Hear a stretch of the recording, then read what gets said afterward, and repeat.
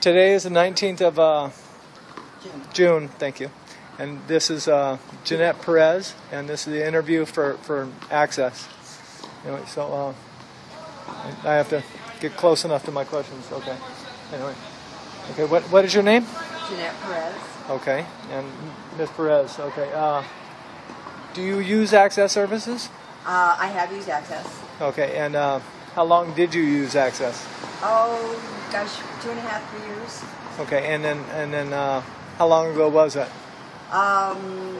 Probably 6 or 8 months ago.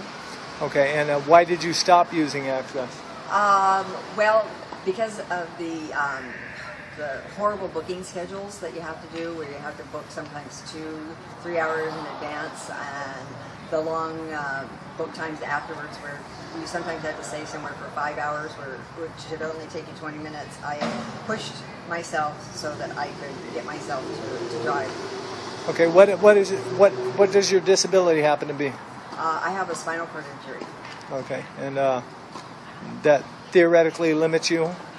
My muscles right now are like, I'm barely standing up. I'm very fatigued and tired, and it's very difficult for me to drive. And a lot of times, I wish I could use something like Access, but it's so unreliable that I've had to force myself to like drive, stop, rest, and then and in doing that, I get places a lot faster. Okay, you say that Access is unreliable. How is Access unreliable? Well, because of the extreme waits that you have to, the long book times that you have to do. So say you have an appointment at 10 o'clock in the morning somewhere, you may have to book a ride at 6:30 or 7 o'clock in the morning, even though you're only going maybe half an hour. Why is that? Because they give you, when you ask for a time, and then they give you a certain time back, and you're allowed to make like 2 requests for a time, and then you have to call back, and by the time you get back in line, and you wait your 30-40 phone calls in front of you again, and now it's even later than it was before. So since you have to book like the day in advance, and you can only book 1 day in advance, it just makes it very difficult to try to schedule appointments. Okay, now do they show up on time usually? Oh, I would say it's been half and half. Okay. Within their window, if you want, their 20-minute window. But there have been times when I was there, they claimed to have been there, or I actually even saw them come into the parking lot. They didn't come all the way through the parking lot where I asked them to pick me up, but they just turned around and went back and left, and I had at least 1 or 2 people completely leave me. I had another person, I never did figure out why he did that little U-turn in the parking lot, and said he went down the street, but he didn't come back for 45 minutes, and I still never figured out what happened to him. Okay, so do you know what the complaint procedure is? It's difficult to say. It obviously isn't over the phone, so I'm assuming that it's in writing. I'm sure someone's probably told me that, but when you're standing there waiting for a ride, that's a little frustrating. But I'm just guessing that it's probably in writing, because probably someone's told me that at one time. Okay, it actually is over the phone. Okay, you call in. Okay, you wait your just between you and me. You wait your 20 minutes or whatever it is, and if they don't show up, then you're supposed to call immediately. Well, no, they changed that policy. Really? When did they do that? Like 2 years ago. Yeah. Yeah, because I used to be able to do that. That's why I said I was assuming it was in writing now, because you used to be able to do that, and then they told me that they had quit doing that, and you had to do it in writing. I know they told me that, and I don't have writing skills because of my muscle fatigue, and it's just one more thing I'm not going to do. Okay, so you don't use the complaint.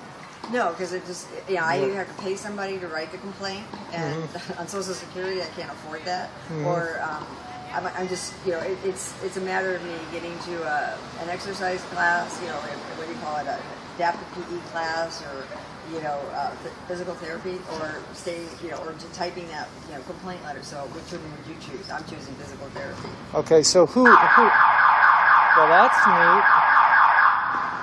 Okay, so now who can you complain to, if you wanted to make a complaint? I don't know anybody who can. You certainly can't complain to the driver. Like I said, at one time you used to be able to call in and make a complaint, but then that was one of the reasons why I quit using. I forced myself to get out and drive because there was no complaint system anymore on the phone. Yeah, the idea is, from what I understand, the only complaint system is to complain to them. Oh well, okay, yeah, in writing, yeah. As far as I know, yeah, okay. It would be in writing. So now, with that said, okay, if there was another company or organization that was around to actually voice your opinion or complaint, where you didn't fear retribution by the company, okay, would you utilize that? Well, that's a good point, because that's another reason why I wouldn't make complaints, is because, yeah, I mean, you don't want to lose your access services, and if there was a third party that didn't, divulge your name, and, then, yeah, I would probably use that, but it's hard, and, the process of just getting access alone is very difficult, and for those of us who actually deserve it, I see people get it that I can't figure out why they're getting it, and then there's somebody when I've gone in there, and then it's like they've given me a hard time, even though I've got letters from my doctors telling them that I absolutely have to have this service, and sometimes they'll give you like a 90-day trial. Well, I'm sorry, I have a spinal cord injury. They don't go away. This is permanent. This is for the rest of my life. But and then I have issues where I can't use a bus because I have to be able to stop and use the restroom whenever I need one. And and I just can't wait like at a bus stop. There isn't restrooms there, so. It's either drive or use access, and access was more had smaller windows to work within, and were some of their representatives are not real pleasant. A lot of them are. I would say probably the majority of them are pretty pleasant. Some of them I think even feel bad about their procedures that they have, but because they know they're very frustrating. But if there was like a third party that you could use, that would be a lot better than having to complain to the same company that you're using. Okay, so now if there was a third party, what kind of suggestions would you have for them to help people out? Maybe have a better system for, I'm trying to think of it, dispatching.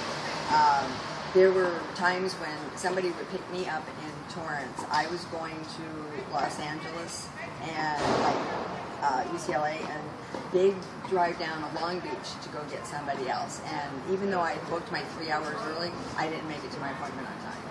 Wow. So that kind of scheduling. I mean, they should at least know where the other person's going, and take into consideration that some of us actually do book our rides 3 hours in advance, and still, because of their scheduling, we, missed our appointments. Mm-hmm. Okay, now, what would you have? Oh, I'm sorry, there is something else. And make sure people understand English and can at least speak the bare minimum English, because there's nothing more frustrating than to have somebody think you're mad about something when you're not, when you're just frustrated because you can't even use your, like I can't use my hands, and I had to get my ID out, and I was trying to get it out of my bag one day, and the driver started driving off because I was taking things out of my bag, and he thought I was upset, and I was doing this in anger, and I kept telling him, no, I said, I can't use my hands, my arms, I'm paralyzed. Now, I'm not 100% paralyzed, but I'm so paralyzed where I just can't pull things out of my purse. So, I mean, he started driving out, and I had to beg this guy for like 20 minutes, like practically like falling, hanging on the door so he wouldn't leave. And that was just because he did not understand English very well. Okay, so now I'm going to go back and ask one of the same questions. Okay, if there was a third party out there, okay, that wanted to help, okay, what would you want them to do? How would you want them to help you? I want them to be able to take my complaints without having retribution from Access itself, and so I wouldn't want necessarily my name to be divulge to them, unless it was necessary. Yeah, unless it was absolutely necessary. I'd like them to be able to get me a ride when Access left me, and didn't pick me up right away, because you can't even do that anymore. In most instances, unless you happen to run across a really nice person, is somebody and be there after hours when that happens, because when you are left somewhere at 8 o'clock at night, it's not very safe, and it costs a lot of money to try to get home.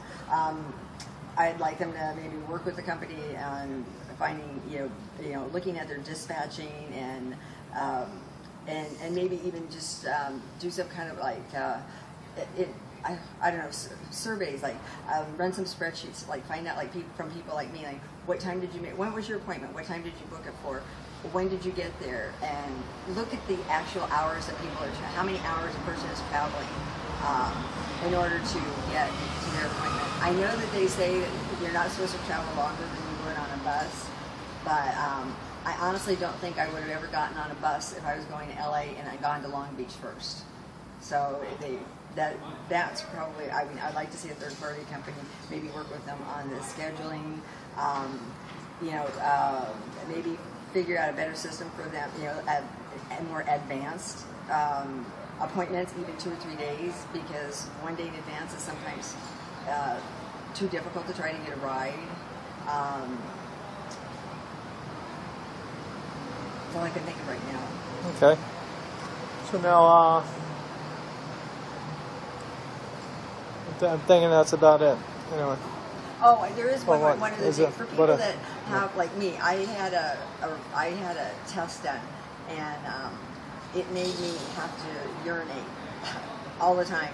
And I called in, and I got, this is another perfect example of somebody who doesn't understand English well enough. And he was a regular Access driver, not a cab driver. That's another thing. Sometimes, I don't know, sometimes the cab drivers were better, and sometimes the Access drivers were better, because the Access drivers knew how to get around dispatch. When dispatch, like if an Access driver who understood English came and picked me up, and it was one of those instances where I needed to go to LA, instead of taking that next call that was going to Long Beach, they would call dispatch and get that call moved to somebody else. And the cab drivers wouldn't. So that's one advantage of, sometimes. And in other cases, the cab drivers, like if they knew they could get you home and get back for the next pickup, they would do that, where an Access driver generally wouldn't do that. So, I mean, some of those little things that they could just incorporate, common sense into them, would be a nice thing. But I know I started telling you about something about a cab driver that didn't understand English, and now I've forgotten what it was. Okay. Okay then. Thank you very much. And this is Ginnett Perez. You have a blessed day, Ginnett. Thank you. You're welcome. Thank you. Appreciate it.